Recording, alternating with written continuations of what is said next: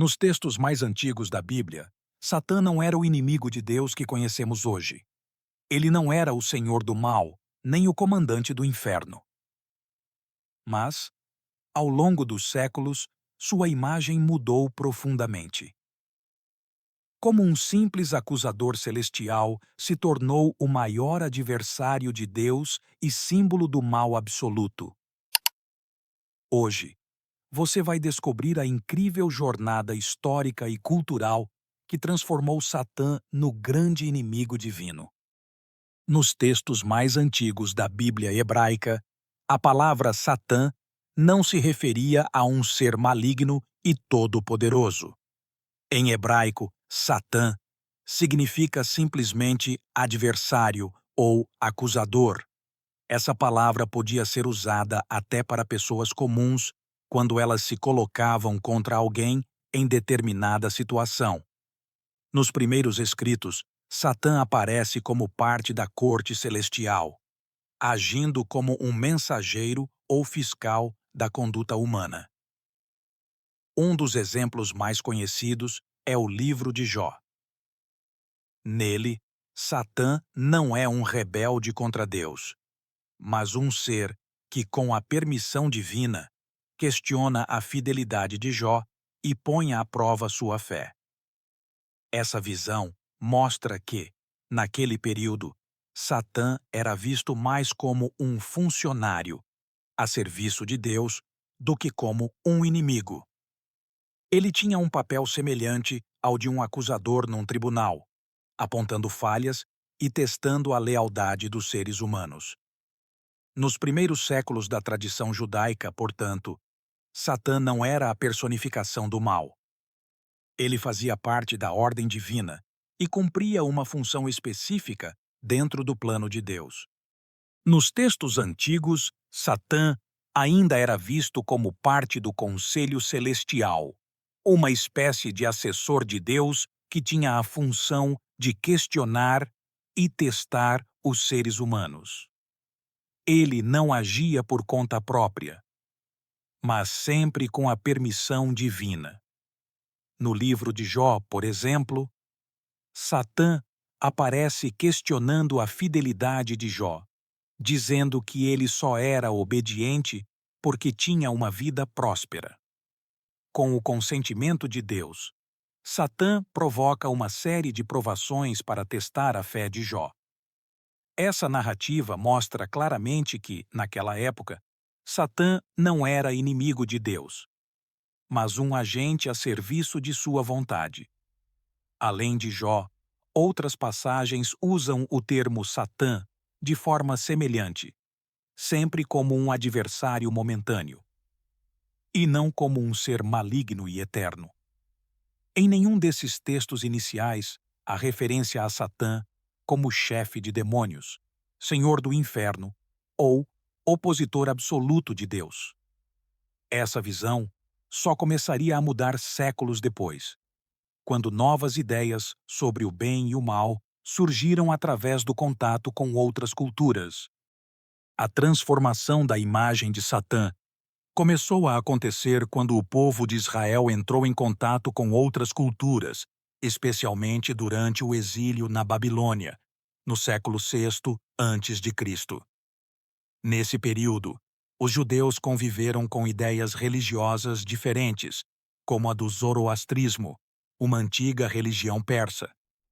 O zoroastrismo acreditava na existência de duas forças cósmicas opostas, uma do bem, representada por Ahura Mazda, e outra do mal, representada por Angra Mainyu. Esse conceito de um conflito eterno entre luz e trevas acabou influenciando a maneira como os judeus passaram a entender a figura de Satã. A partir desse contato cultural, Satã começou a ser visto não apenas como um acusador, mas como um ser associado ao mal e à rebeldia contra Deus. Os textos produzidos após o exílio mostram sinais dessa mudança de pensamento, incluindo a ideia de um julgamento final e de uma luta entre as forças divinas e as forças malignas. Essa influência externa ajudou a moldar uma nova visão sobre Satã, que deixava de ser apenas um servo de Deus para se tornar cada vez mais um adversário cósmico. Com o passar dos séculos, especialmente no período entre os dois testamentos, a figura de Satã ganhou novos significados. Escritos conhecidos como literatura apocalíptica judaica, como o livro de Enoque, começaram a apresentar Satã como líder de anjos caídos que se rebelaram contra Deus. Nessa tradição, o mal passou a ter uma origem própria, separada de Deus. Satã começou a ser visto como o responsável por corromper a humanidade, afastando as pessoas do caminho divino. Essa mudança marcou a transição de Satã como simples acusador para um inimigo cósmico em luta contra Deus e seu povo. Essa visão mais sombria de Satã influenciou diretamente os escritos do Novo Testamento. No cristianismo primitivo, ele é retratado como o tentador de Jesus, o pai da mentira e o líder das forças malignas que se opõem ao reino de Deus. Aos poucos, Satã passou a ser identificado com a serpente do Jardim do Éden, mesmo que o texto original de Gênesis nunca tenha feito essa ligação direta.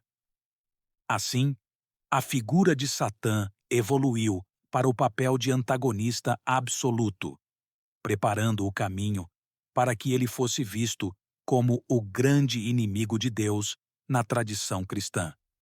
A associação entre Satã e o nome Lúcifer é mais recente do que muitas pessoas imaginam. Ela surgiu a partir de uma interpretação específica de passagens bíblicas, especialmente do capítulo 14 de Isaías. Nesse texto, o profeta critica o rei da Babilônia, chamando-o de Estrela da Manhã, que caiu do céu por causa de seu orgulho. Quando a Bíblia foi traduzida para o latim, a expressão Estrela da Manhã virou Lúcifer, que significa literalmente portador da luz. Com o tempo, alguns intérpretes cristãos passaram a associar esse trecho à queda de um anjo orgulhoso que se rebelou contra Deus. Embora Isaías falasse sobre um rei humano, a tradição cristã acabou conectando esse texto à ideia de Satã como um anjo caído.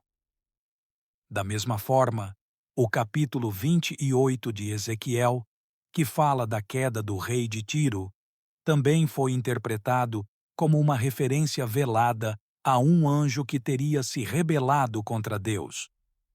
Assim, a figura de Lúcifer como nome de Satã ganhou força na teologia e na cultura cristã, mesmo que os textos originais não falassem diretamente de um diabo. Com o crescimento do cristianismo, a figura de Satã foi ganhando cada vez mais destaque como o grande inimigo de Deus e da humanidade. Nos evangelhos, ele aparece como tentador, opositor e acusador, sempre em conflito com Jesus e sua missão. Ao longo dos séculos, a teologia cristã reforçou essa imagem, apresentando Satã como líder das forças malignas, chefe dos demônios e responsável pela perdição das almas. Durante a Idade Média, a Igreja utilizou o medo do diabo para fortalecer práticas religiosas e justificar perseguições a supostos hereges e bruxas. A literatura e a arte também tiveram um papel importante nessa construção. Obras como A Divina Comédia, de Dante Alighieri, e Paraíso Perdido, de John Milton, ajudaram a popularizar a imagem de Satã como um anjo caído, orgulhoso e poderoso, condenado a viver em oposição eterna a Deus. Com o passar do tempo, essa representação se espalhou para a cultura popular, influenciando pinturas, peças de teatro, livros e, mais tarde, filmes. Assim, a imagem do diabo que conhecemos hoje é fruto de séculos de interpretações adaptações e influências culturais. A história de Satã mostra como a compreensão sobre o bem e o mal mudou ao longo dos séculos. De um simples acusador nos primeiros textos bíblicos, ele se transformou em um adversário cósmico, líder de anjos caídos e símbolo máximo da oposição a Deus.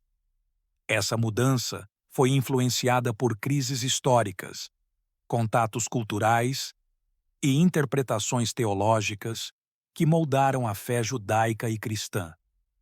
A imagem de Satã como o grande inimigo divino, que hoje é tão conhecida, é resultado de muitos séculos de transformações, debates e narrativas.